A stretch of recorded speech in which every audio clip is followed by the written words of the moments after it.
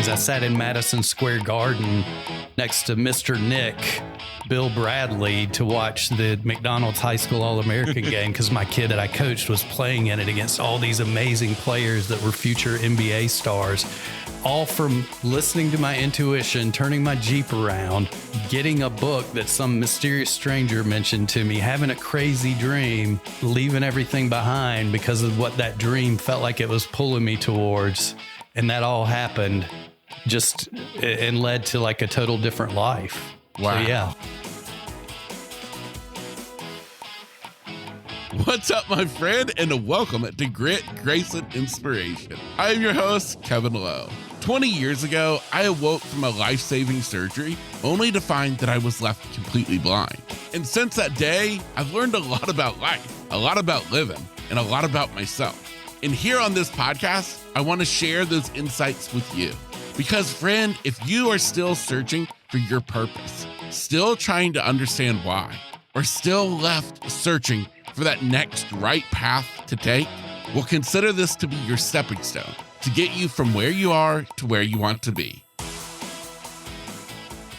Welcome to Grit, Grace, and Inspiration. This is episode number 223. I don't know if you ever experienced that midweek slump.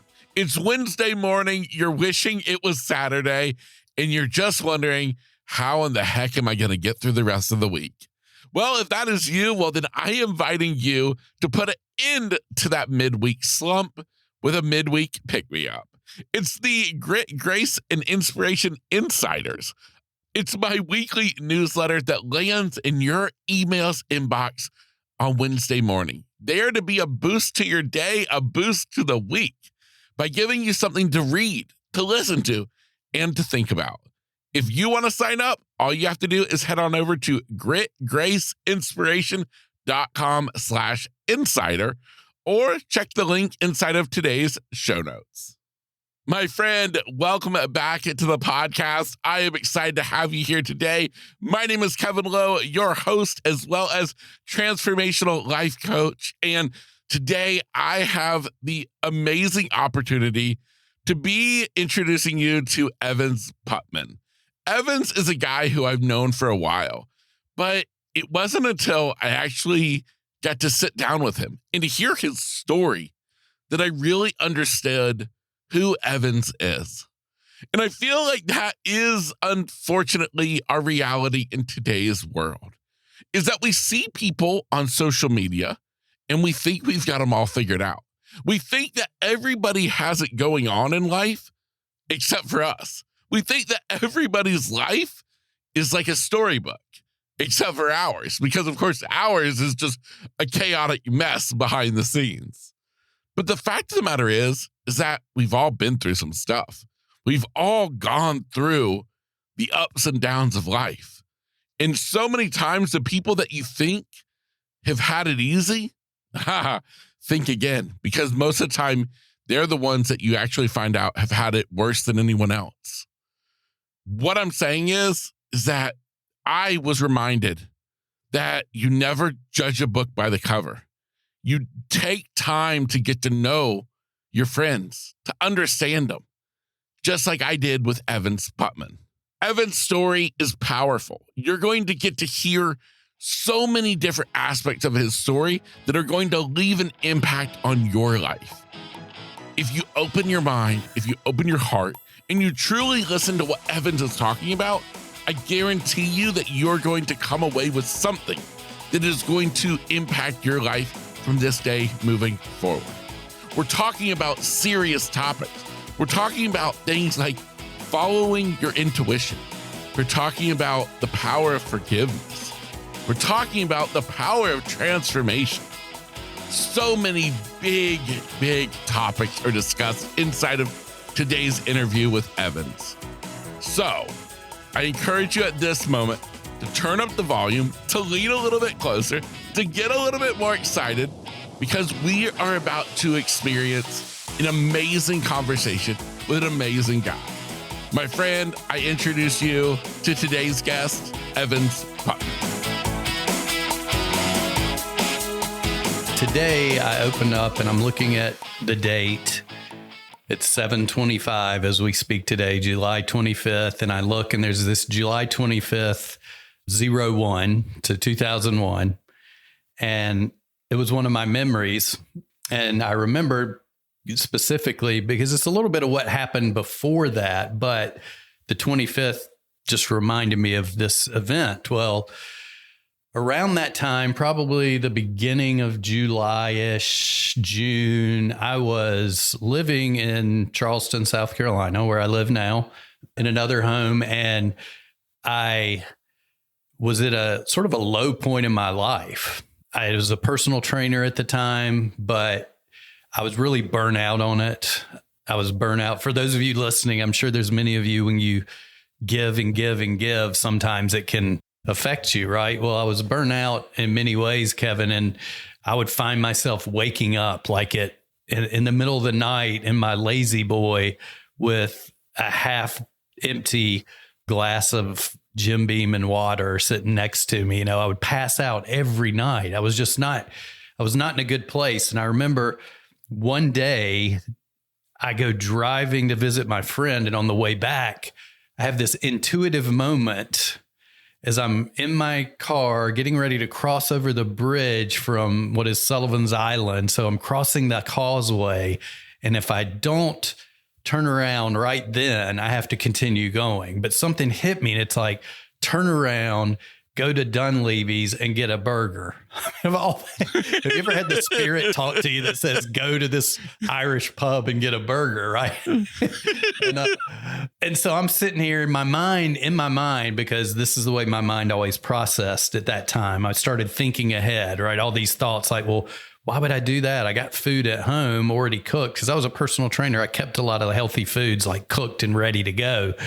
But I kept sort of fighting the urge. And then finally, right at the last minute, before there was no other way I could just turn around without crossing the bridge. And then I had to go like another half mile or so. And at that point, I was almost home. So there was no way I was going back. I turned around. I go back to this Irish bar. And this is where things gets a little bit crazy. I'm sitting at the bar. I order my food and there's a person next to me. And I have a pretty good memory, Kevin. And, I don't remember this person at all. I remember them being there. I don't remember if they were a male or a female. I just remember we had this long conversation and they kept talking to me about how they had been there for so long waiting on their order. And for some reason they kept getting delayed. But I mean, I cannot remember this person, and it baffles me to this day. For some reason, I just started talking about my life, how I hated getting out of bed in the morning. I didn't like what I was doing. I was I was drinking too much. I was, trying to cover up, medicate the bad feelings instead of dealing with them, just not in a good place in my life. And I'm sharing this with this stranger, which is like really odd for me because at that time I didn't share anything, even with like my close friends. And they just look at me and they're like, there's this book you need to read. It's called The Way of the Peaceful Warrior by Dan Millman. Have you ever heard of it? And I'm like, no, I haven't. And I was like, okay. And they're like, well, you should read that. And I was like, I will read that. And so I get my food and I leave. And it was almost like, I don't remember that person leaving. I don't remember anything about them still. And it still baffles me. It's like, I don't even remember saying goodbye to them. Anything. It was almost like I was sitting there. I hope I wasn't talking to like an empty chair next to me and people were looking at me like I was crazy. So I go home and this is, 2001. So we don't have, there is no Amazon Prime at the time. Yep. We had a Barnes and Noble, and you asked me this question. It's like, I'm giving you the long answer, but I hope this is a good journey that we're going on. So I go to the local Barnes and Noble and I think I could go online, but I didn't order from them because it was like, why would I order? Because it'll take forever. And, it's right here in town, but I could see what their inventory was. Okay. And according to the inventory, they had one copy of this book. And I go in and I'm looking where the book should be. I think it was like in personal development, spiritual, wherever that is. And it's not there. I can't find it anywhere. So I go ask the little person in the middle kiosk there at Barnes and Noble if they could help me. And they're like, oh yeah, it shows we have it. They go back there and look, it's not there. They can't find it. So we're giving up. And as I'm walking out, I go walking past this other section and there's this book like sticking out oddly. And the person stops. It was like totally in a different category in the wrong place. And they're like, that's odd. Here's that book right there. And so he pulled it out and hands it to me. So I go read this book. And the reason I share all this is because this book sort of led me on a journey of thinking differently. And it sort of helped guide me to get me out of that place I was in by starting to see things in a different way. I don't know if have you ever read the book, Kevin? I don't. That's what I was going to ask you. I don't know this book at all. Oh my gosh. It's an amazing book. I recommend it to people all the time. I've read it many times. Dan Millman is the author and he's got many other books too, but that's the best one in my opinion to start with. It's one of those books that you meet someone and you're like, you should read this book. So it sort of opened me up to possibilities. It got me to start living in the moment, to start seeing things that were as they were done for me and not to me. Right. Yeah. So it shifted my mindset so much. Probably about 3 weeks after reading that book, I was feeling better, but I was still like, this just isn't what I'm supposed to be doing. I don't know what it is. But I was happier. I was focusing on the present moment, which is what mainly a lot of that book was about, right? Living in the present moment. As I'm doing this, one night I go to sleep. I have this dream. And this is why it all goes back to 725, which I promise I'm going to hit you in a second what this means. But I have this dream. And in this dream, I'm on a basketball court. And I can't remember if I was playing or on the sideline, but one of my old camp counselors and a mentor, and I would consider him a friend as I got a little bit older. His name is Dick DeVenzio. He played basketball at Duke University, was a Rhodes Scholar, really smart guy, great guy, totally different. I won't even get into like the whole different approach that he had to life and the way he did things. It was not like going to a college basketball camp. I'll tell you that. It was like going to hang out with, I don't know. It was like a different world. But in this dream, he's just doing his best to get a message across to me. And I mean, it's like, he's not yelling at me, but he's adamant about something. I have no idea what it is, but I wake up the next morning. It was one of the most intense dreams I ever had. And at this point, I hadn't spoken to him or been to any of his camps probably in, I don't know, 15, 20 years. It was back when I was probably a senior in high school. The last time I saw him at one of his camps when I was actually a counselor. So I go online and I'm like, I'm going to look him up. And I find the website for the basketball camp and there's an email address. So I email and I'm like, hey, I was just thinking about you. I had a dream last night. You were in it. Just wanted to check in, see how things were going. About 2 days later, I get an email back from his brother, who was also a counselor, but he was a couple years younger. And he emails me and he tells me, I won't use his terminology because I don't know what this is. I don't want to get an explicit marking on the podcast, but he shares with me, he's like, Dick is in the hospital and he's got basically a week to live.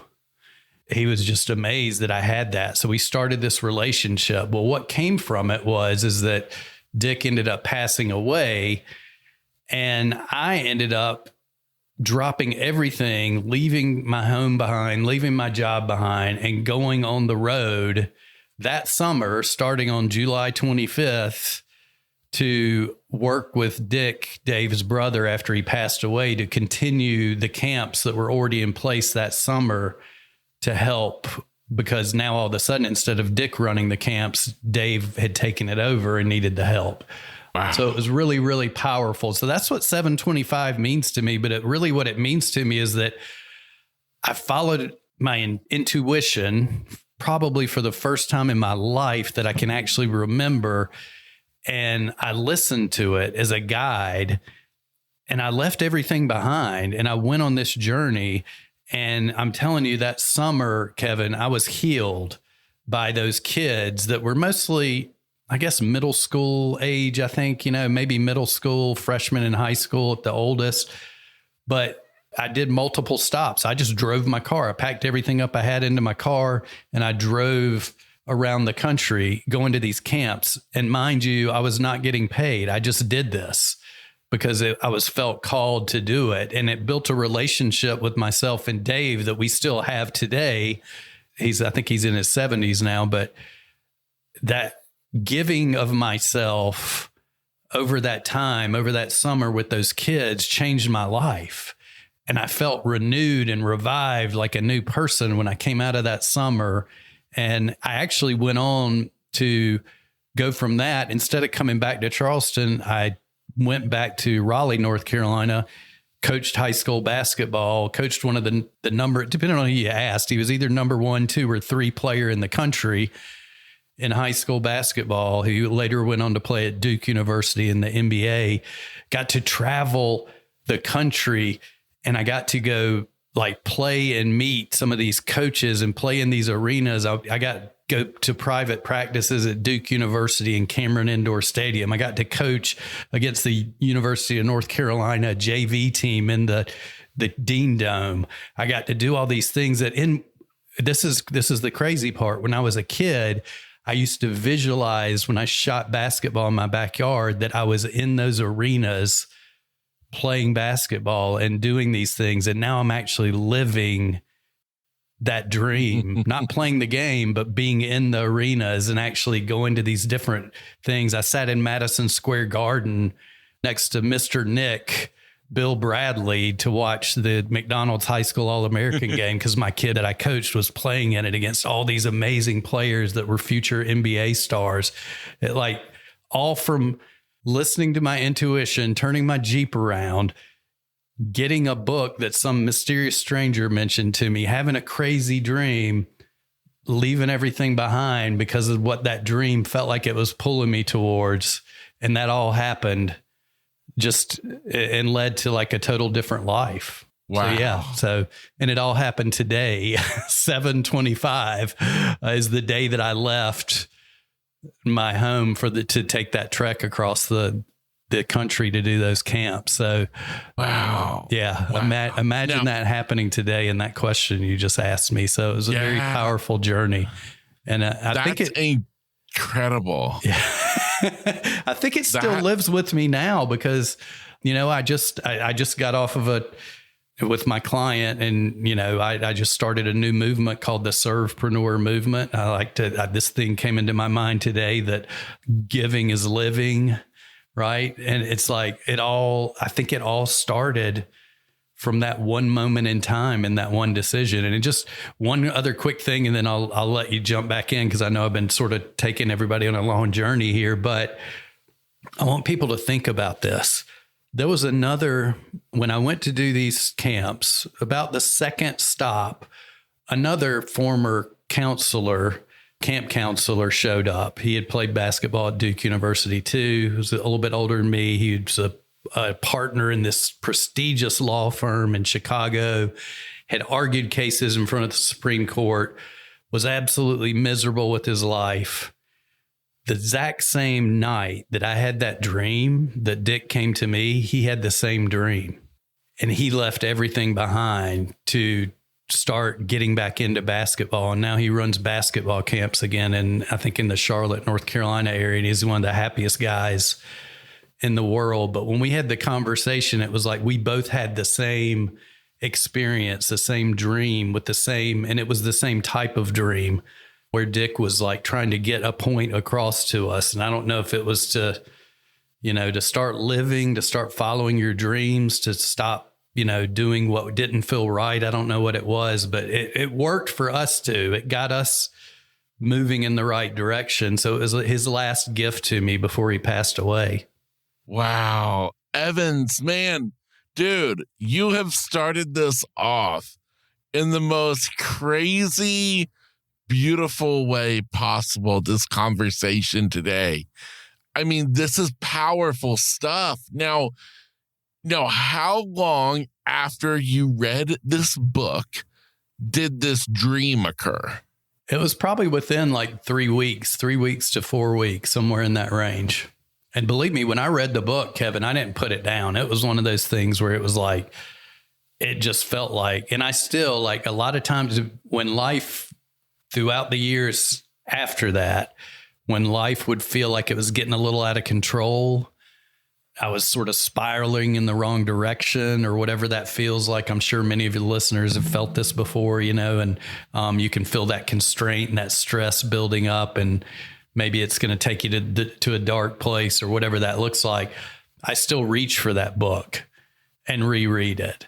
Although it's not the original copy, because I've actually handed it and passed it off. Although now that we have Amazon Prime, I can just send it to people. It makes it much easier. But yeah, it's very powerful. Wow. That's incredible. Now, if you wouldn't mind, kind of back up for me, because I'm kind of wondering, what was life like that brought you to that point? We're talking back, I think you had said 2001. Mm-hmm. And when you described the lifestyle you were living, what brought you there? I don't know exactly how old you were at that point, but I'm thinking, like, what was childhood like for you? What were all those years growing up to bring you to that point? I can't complain about my life because I'd never lacked for anything.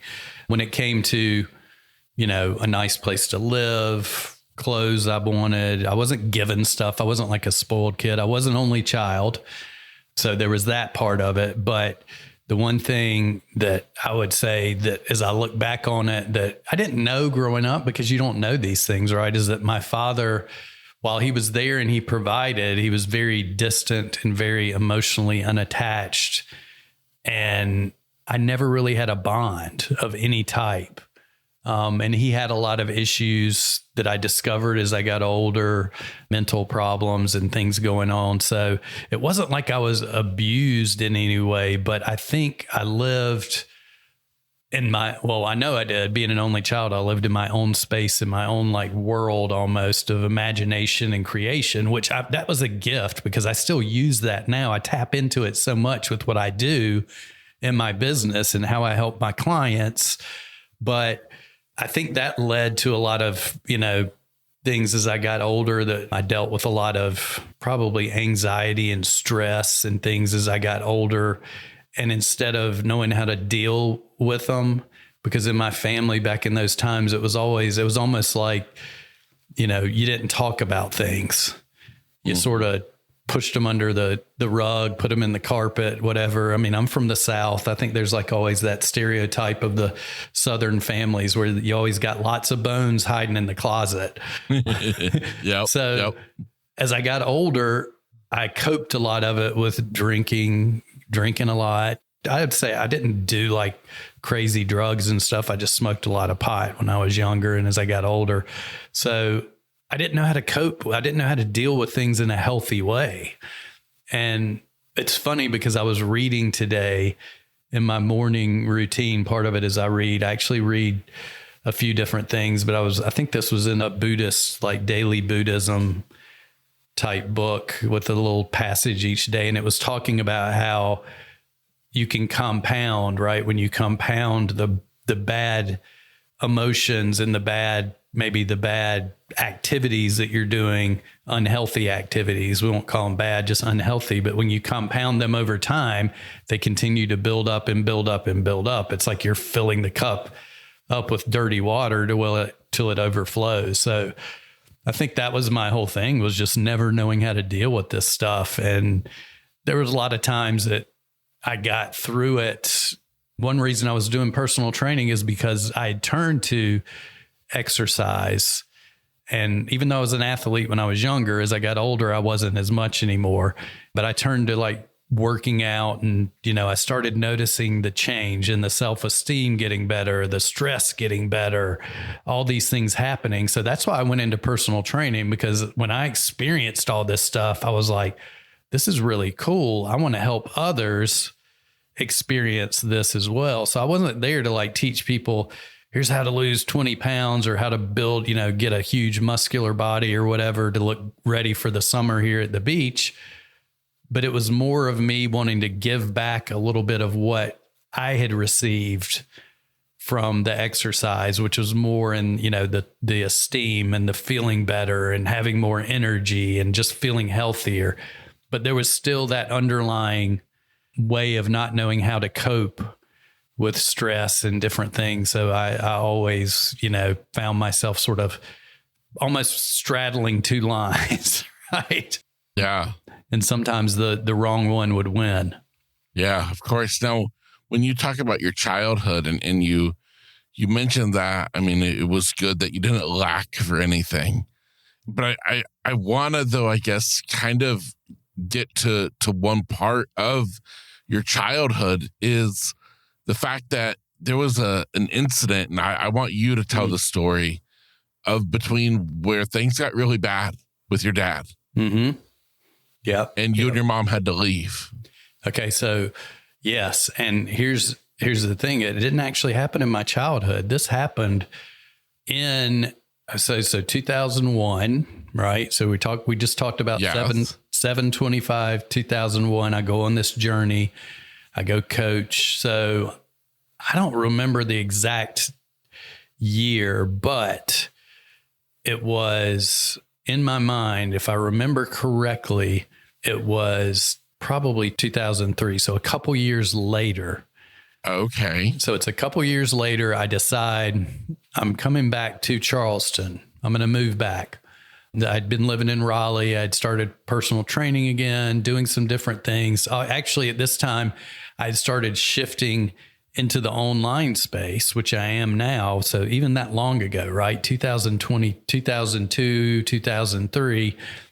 So I was like, I want to move back to Charleston because, once you come to Charleston, it's hard to, I've left a couple times. It's hard not to come back because it's such a beautiful area to live. The beach, you got history, you got restaurants, it's just amazing. It's like a big city in a small town, but you just happen to live by the beach with all these beautiful islands all around. So great place to live. So I'm coming back. I'm deciding I'm going to make a stop at where my parents live now, which now is where my mother still lives. They had left our hometown in upstate South Carolina and decided to move down. Well, my mom they already had a house there. Actually learned to walk at the beach in North Carolina. So she was there and my father was living there at the time. So I'm going down and I'm staying there. And I just remember, I'm waiting because what I was doing at the time, Kevin, I was buying a new house. So there was like a lag time between me being able to close on the house and move into it. So I'm like, hey, I'll just go stay at my parents, spend some time with them, enjoy the time together before I move on down. Cause it's only like 2 hours away south on the coast. So I'm like, okay, I'm there. And I noticed like my father's like acting really strange in many different ways. Like I remember him talking to me about people being on top of the roof doing stuff. And like, it's like, well, yeah, it's the air conditioning people. But in his mind, they were like, it was like some sort of like secretive bad thing happening. They weren't the air conditioning people. Right. So he's having like, but then he's like normal and then he's like not normal and then he's normal again. But he was very distant. He was very secretive, very weird acting. And I think it was the day, if I remember correctly, it was like the day before. I remember now because the closing got delayed a little bit because the people needed a couple extra days before they could move. So we signed some papers, allowed them to do it. So I ended up staying at my parents' house a couple extra days. Well, it was during that time, those extra days, what you're talking about, I remember going to bed one night and it's the middle of the morning and I hear this blood curdling scream. Right. And at first it's like, it's this scream that I can still remember it now. As you and I are talking, I can feel it almost like my hair is actually starting to stand up a little bit. But I hear this scream coming from, I didn't know where it was. At first I thought it was a dream, right? Because you're in that moment of sort of sleep and awake where you don't know either one. And then I hear it again and the scream, it's my name being yelled in this way that I've never heard it before. And I recognized it was my mom. So I jump up and I run down the steps and she's standing there like shaking and white as I'm looking at my AirPod case right now. And she was as white as this AirPod case, like all the blood had flushed out of her.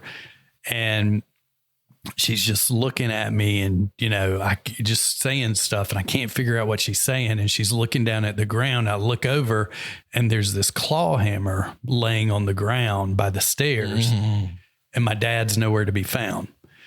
Well, what happened was, and, basically my mother pretty much saved my life and her life as she's sitting at the table having breakfast.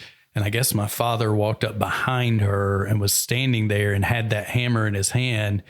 And she turned around and looked at him. And she said, just matter of factly, with no emotion, no anything. He just looked at her and he said, I'm going to kill you with this hammer.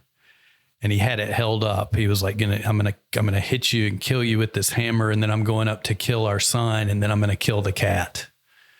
Why the cat? I have no idea. But with my mom yelling, it was like it almost, the second time she yelled my name, she said it was like it sort of startled him and he threw down the hammer and ran down the steps and disappeared.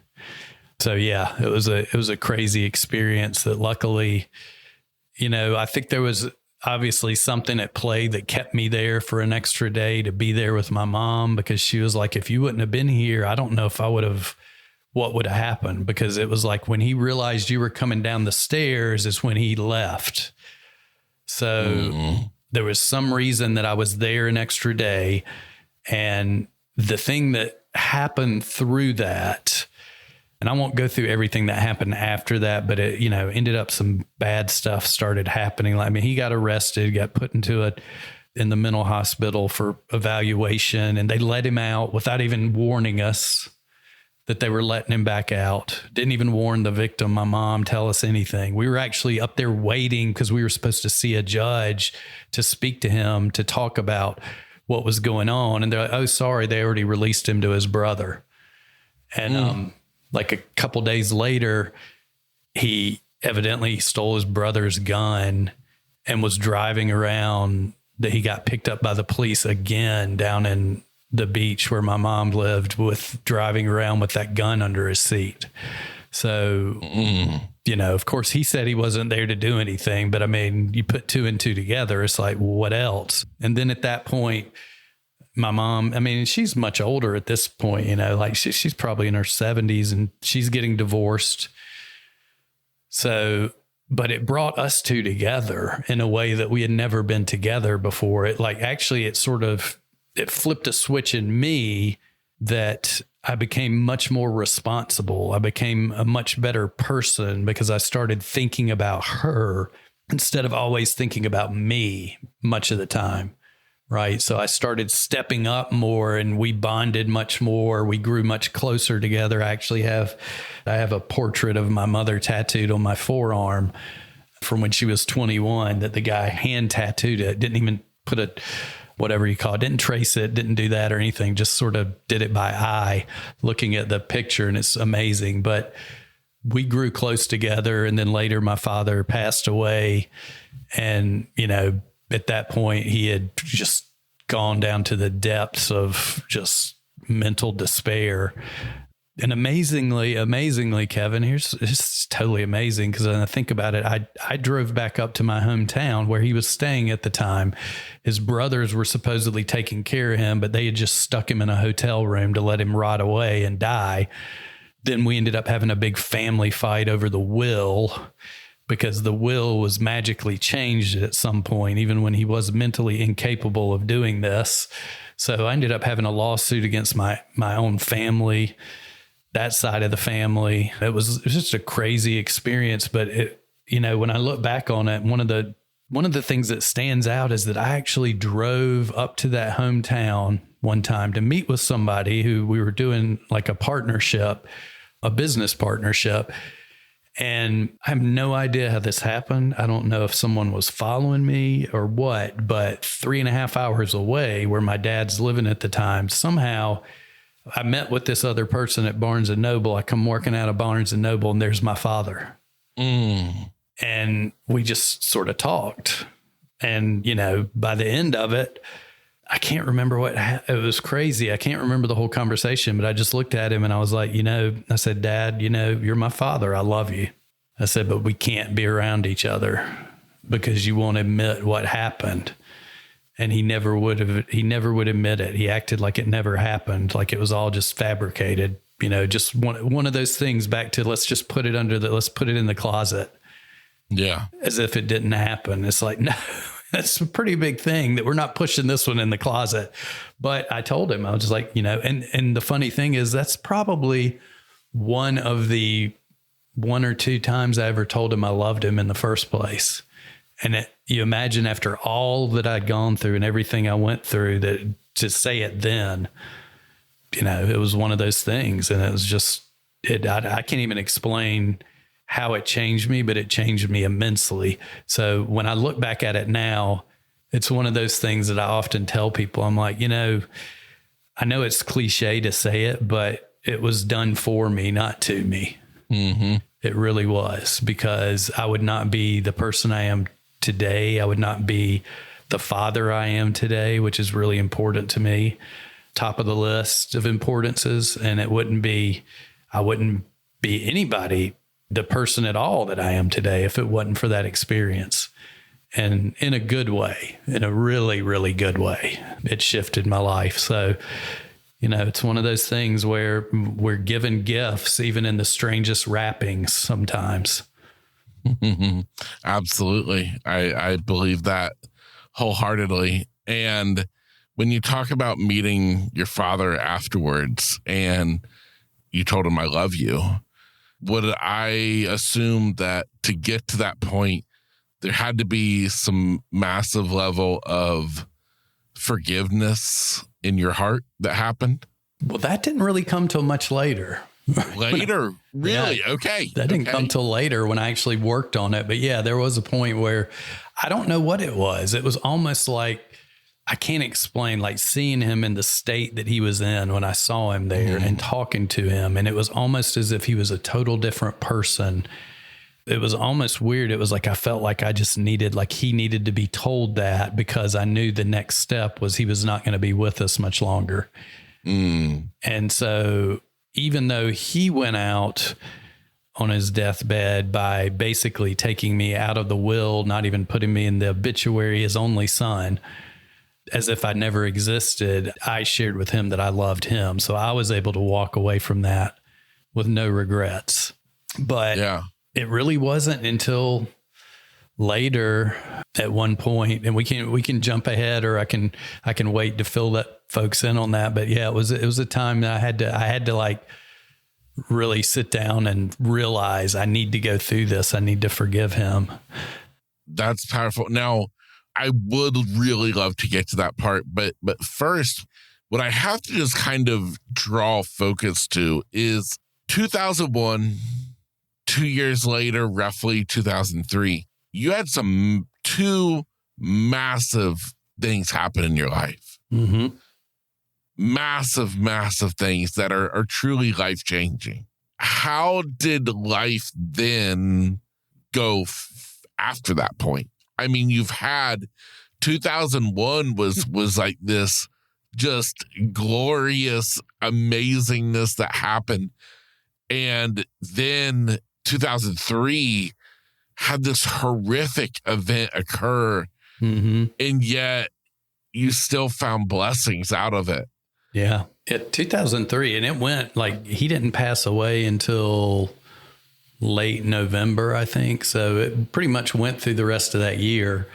Well, here's what happened. Like over the next few years, I continued. I was starting to focus a little bit more on what I do now. I was actually moving into the online space. I had created 2 of my first businesses and ended up selling both of those businesses. They were online. Now, I'm not talking about like a major exit where I could go live on an island or anything, right?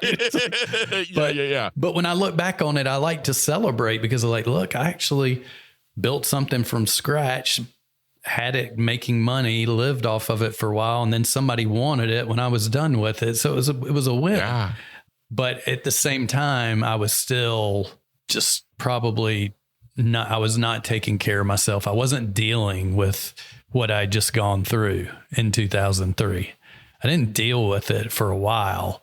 I just sort of survived it, and then did a lot of probably over drinking and things like that. But enjoy, I had a good run and some fun during those times. I enjoyed life. And here's the thing that I'll share this too, because I don't want to come across as cold. Kevin, you know me, I'm not a cold hearted person at all, but I wasn't upset when he died. It was like it opened up a door for a new me. It brought me more relief than anything. It was like a new person emerged, and I can't even explain it, but it was almost like there was a bigger dark cloud over my entire life that I never really knew existed until I started reflecting, and I started talking to some people that knew him.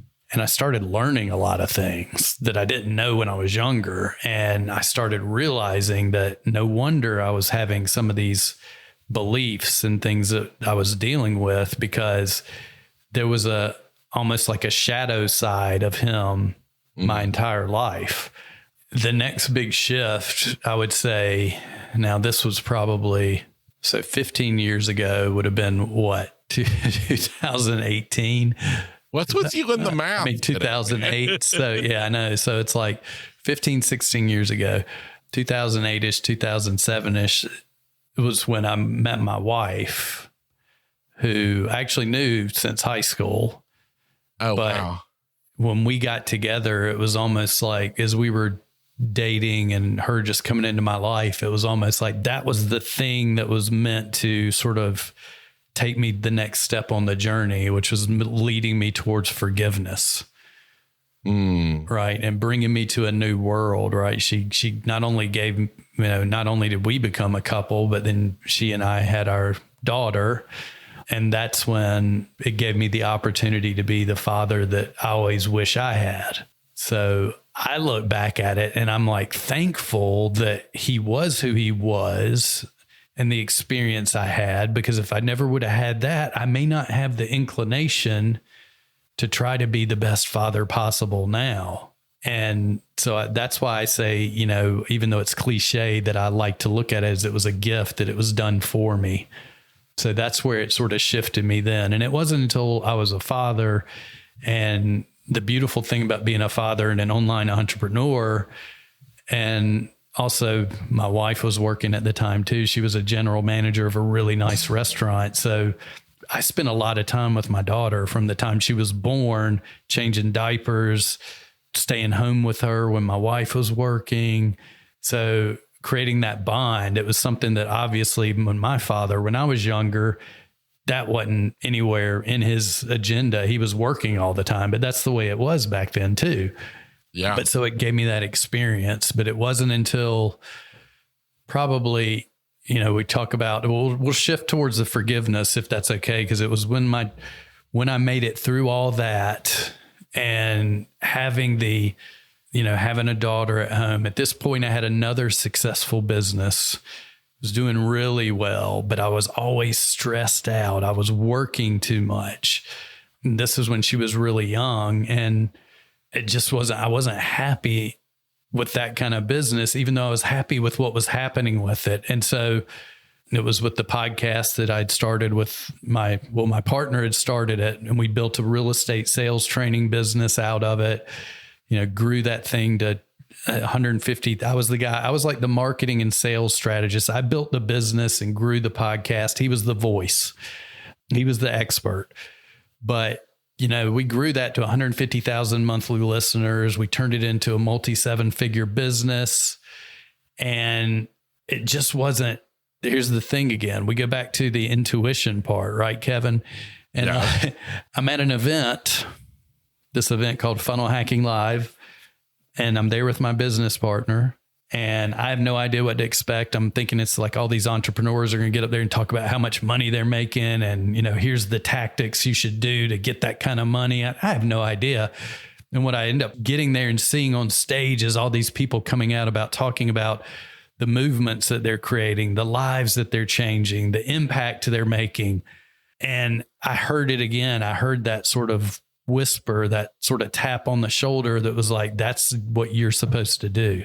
And so when we got back from that, I continued to work in the business because we actually joined a coaching program. We grew the business. We were doing, that was sort of the launch pad But even when we were launching and getting through all this success, I had this sort of feeling, this like, you're supposed to do something else. But what I didn't realize, and I'm glad I didn't jump ship, because one thing is that, you know, Pat he had a big purpose. His purpose came from, he used to be an overworked, overstressed real estate agent, barely making enough money to survive, had 2 daughters at home and a wife that he barely ever saw. So he made a decision one day that he was only going to work like 3.5 days a week so he could spend time with his family. And when he did that, he ended up growing his business to selling over $1 billion with a B dollars in real estate. And so his purpose was and what we were building, the business we were building, was to help other real estate agents be able to live that kind of life too, right? So they could have more freedom for their family and their loved ones. So there was a purpose behind it. And as we grew that and did that, I realized that I was learning how I could take this system that I developed. And then when I left the business, after we had created this success, I could now take it and help other, you know, impact-driven entrepreneurs grow their business in the same way. But I can now expand my impact, because now instead of just working with one person, I'm helping multiple people, right? So there was that other pivotal moment of intuition that led me to that. Well, when I made that decision, I was also feeling stressed. And I think it was the constraint of knowing I wasn't living up to my purpose. I was still playing smaller than I needed to play. I was the guy behind the curtain that nobody even knew about, right? So I think a lot of that was causing the constraint and the stress. So when I left that business, which was all good, Pat and I left it. When I went to him, of course, I played all these scenarios in my head, like, oh my gosh, it's going to be horrible. The whole business is going to fall apart. He's going to hate me. Because at this point I had built us up. I had a team and all this stuff that I was managing. And when we had the discussion, after I had the discussion in my head probably for 2 weeks, every day, every night, right? When we finally had the discussion, it was in a Starbucks in downtown Charleston. It was right after Thanksgiving holiday. I just told him, you know, what I felt like I needed to do, and that I had a bigger purpose, and I wanted to take what we had done and go share it with the world and help others. And he just looked at me and he's like, how can I help? And I was like, that's not the conversation I had in my head. It shared with me again, one more time, why I felt like when I met Pat, that was like a crazy story in itself too. The reason we were even working together is one more of these crazy intuitions where, you know, and I won't go into the story, but there was the same kind of process. So what I've discovered over time is when you have that little voice and that little tap on the shoulder, pay attention, right? It's important. Yes. And we tend not to listen to it because we don't trust ourselves. But guess what? It's probably not you that's bringing you that. At least not in my mind. It's not coming directly to me. It's coming through me from somebody that's got a different design for my life than maybe I can see. So I took the next probably 3 to 6 months, I can't remember the exact timeline, off, where I had many opportunities to jump into the next thing. But I was like, you know what? I just want to take it easy for a little bit. I want to focus on me. I got to work on me. Because me is not living up to the best me at home. So that's when I started spending a lot of time every morning meditating, reading, watching and listening to things that were very positive, spiritual. We're talking spirituality, personal development, mindset, all of that. Getting back into exercising regularly because I stopped doing that. It was during that journey that I remember I went back again to another funnel hacking live, and there was a guy there. His name's, I can't remember his last name, but he wrote a book called Chris Beats Cancer. And he was talking all about his journey of being able to beat cancer through not following the medical advice, but by following his own heart, his own gut, his own intuition, eating healthy, meditating, doing all these things. Forgiving. This is the word that popped out to me when I'm sitting there watching him on stage with 4,000 or 5,000 other people. And he starts talking about forgiveness. He's like, the number one thing that I did was I had to forgive all these people that I had animosity towards, because I had to get it out of me, but I couldn't hold that if I was going to heal myself.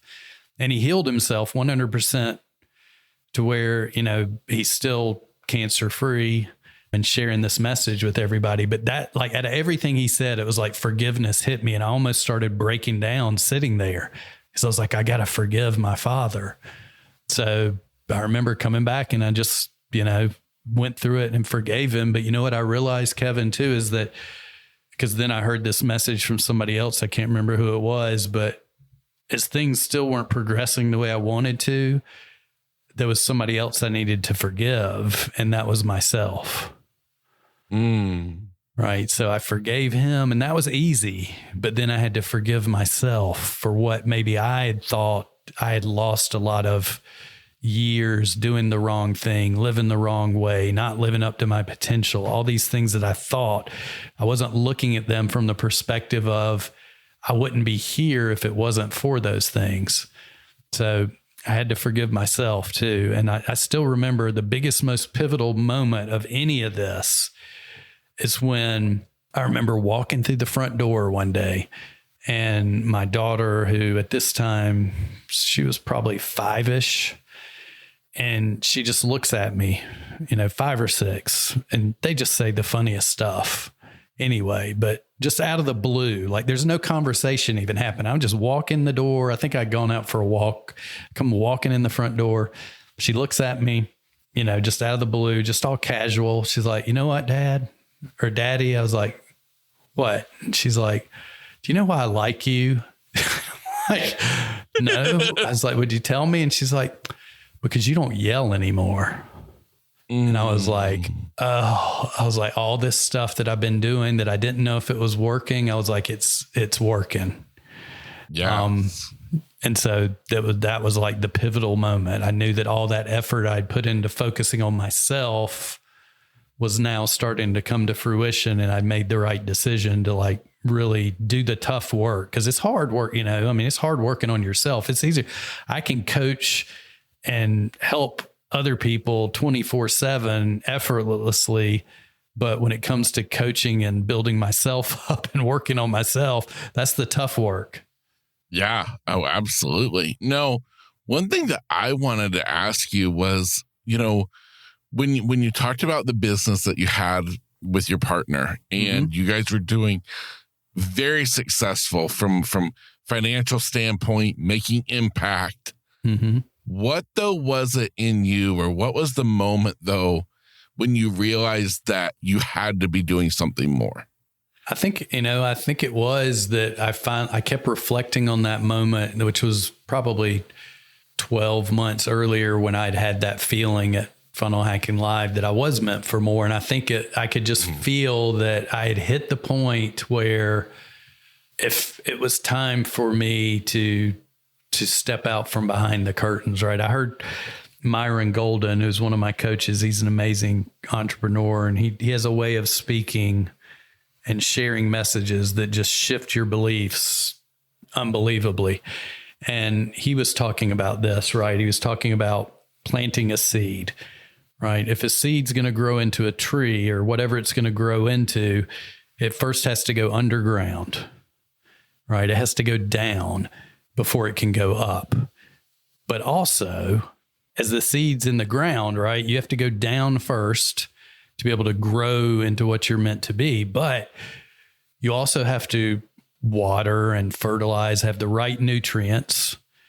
But what's the most important thing that most people miss is that in order for that seed to become what it's intended to be, the tree, the flower, the whatever, the vegetable garden, it must cease being a seed.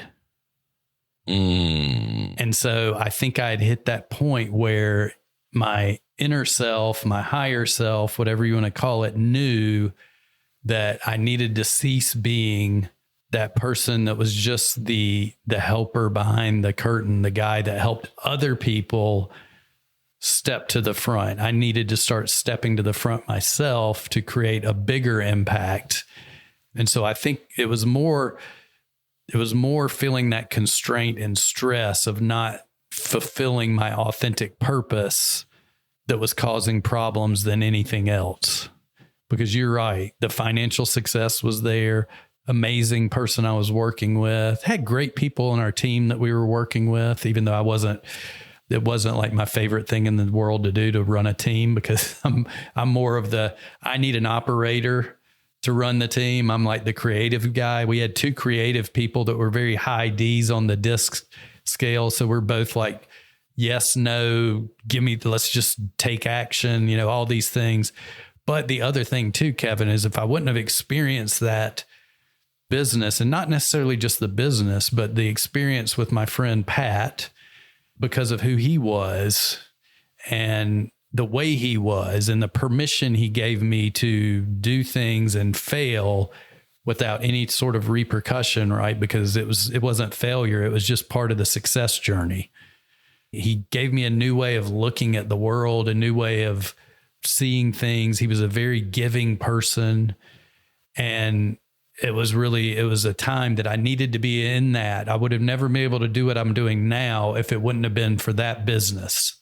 So even though it didn't end with me like this exciting, joyful moment, it was more of like, I got to do this next thing. And it's paining me to go, but it's also painful. It's more painful to not go, kind of thing. I wouldn't be where I am today if it wasn't for that either. Yeah. So, and it was funny because he never even really knew that. And then I think it was like a year after it happened, after I'd gone through a lot of my personal development and journey, I actually reached out to him one day. I was like, I just wanted to tell you, thank you. And sort of went through this stuff. And he's just like, I had no idea. So, but we're still friends. We hadn't seen each other in a while, but we live close by, and it's nice to know. And then he was able to actually, the beautiful thing about it is that business, because of the system that I put in place, that we were able to, basically he called it, it was like we turned the podcast into an ATM that, it was like it ran on autopilot, right? It brought in an audience. The audience went from listeners to leads.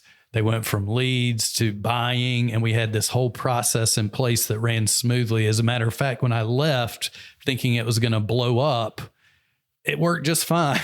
So even though my ego was like thinking, oh man, I would, I was so important, but it was like, I did a good job. I created something that was able to run without me. And as I left, he actually whittled the team down some. And then I don't even know if it was like maybe 6 months later, he ended up selling the business, which was pretty amazing. It started as a podcast that was failing, that had no business attached to it. I built this entire business around it, and he was later able to exit and sell it.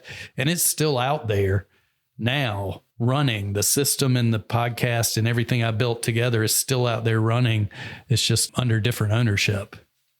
Yeah, that's absolutely powerful. Now, talk to me about what business did you start? What are you doing today?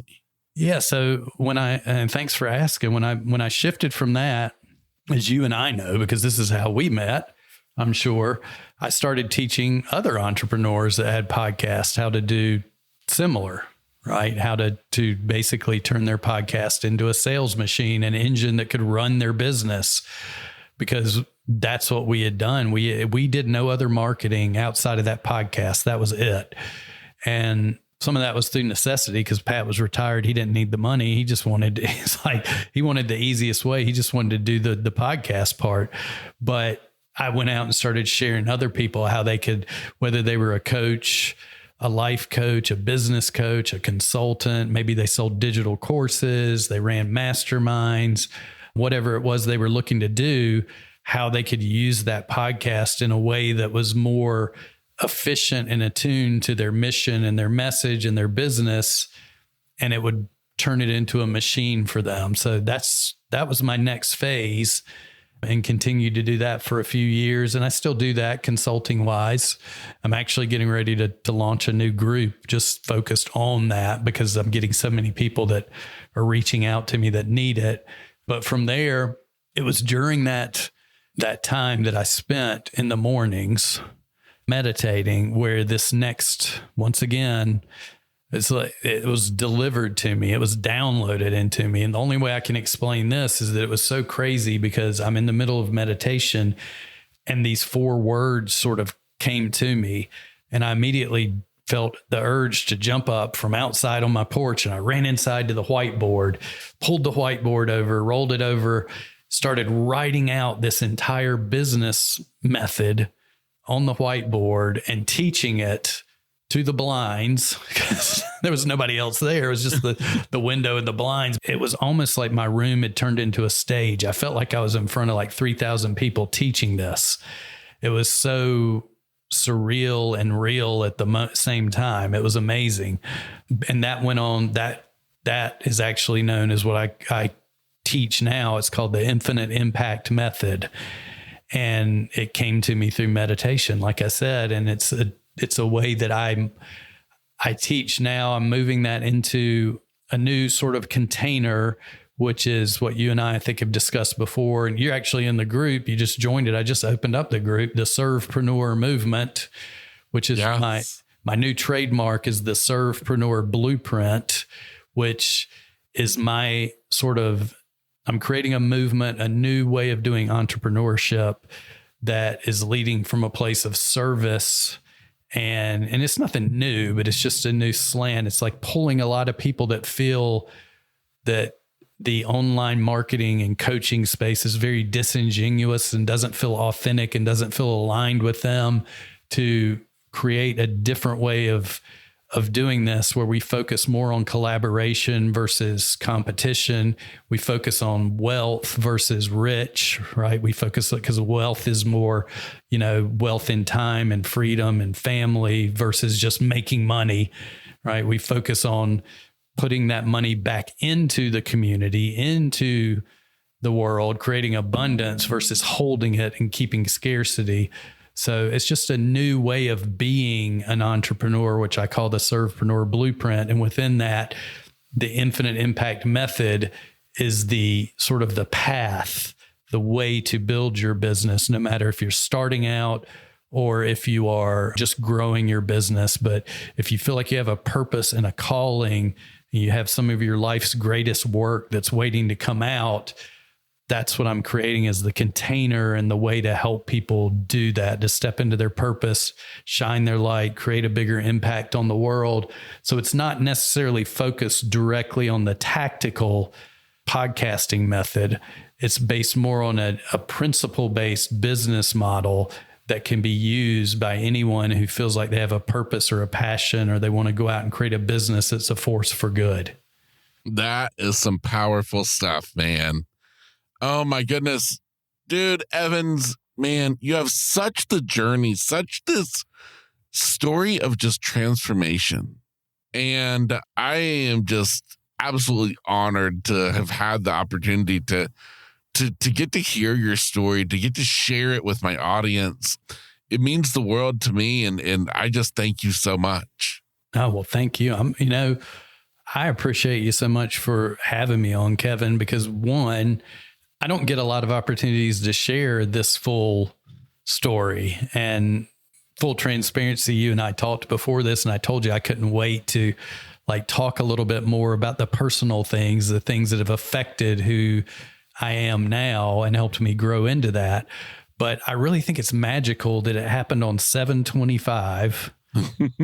And once again, right? It's like, yeah, it happened today for a reason. And I mean, I literally looked at my phone this morning and was like, oh, wow, this is when I put everything behind and followed a dream and an intuition and just went for it.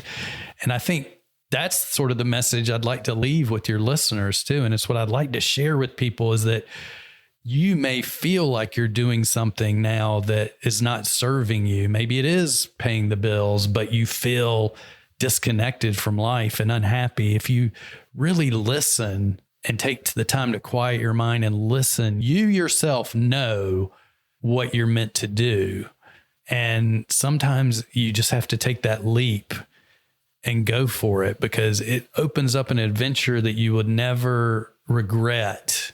I'm not saying it's going to be easy, because you pointed it out yourself, right? How it looked like it was all going great, and then boom, that incident in 2003 happened, a big major, slap. So there's always going to be ups and downs, but I feel like if you're following your true calling, you're doing your life's greatest work, if you're doing something that's serving others and helping other people, which when I look back on my life has always been a part, even though I didn't realize it, to me, that is well worth it. And you just have to sometimes take that leap of faith like I did on 7/25/2001.